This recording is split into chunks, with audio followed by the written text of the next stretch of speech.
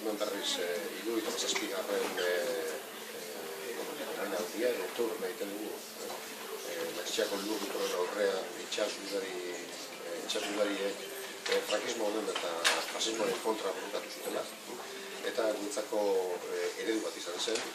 Eta eredu izatez gainera, Euskal Herriak gaur egun bizi duen gatazkari ere irtenbidea emateko eredu.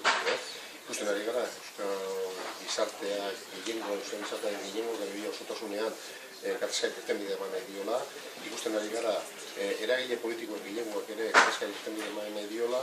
Eta ikusten ari gara, zoritxarrez, Espainiako eta Frantziako gobernuak trabak besterik zituztela jartzen. Konponbidearen bidean jarri beharrean, oztopoaren bidean jarrita daudela. Nazioarteko eragile desberdinak ere ikusten ari dira berdina, eta hala ere, nazioarteko eragile desberdinak ikusten ari dira, egiten ari dira Euskal Herri honek behar duena gatazka gainditzeko. Lagundu bat egin eta parte hartu. Gure eskaria, garbia, Espainiako eta Frantziako gobernuei konponbidaren bidean jarri daitezela, ezin daitezela mantendu, gatazka mantentzeko bidean, eta zentzu horretan Euskal Herriaren gehiengoaren ahotsa entzun dezatela, Euskal Herriak bakea behar duelako.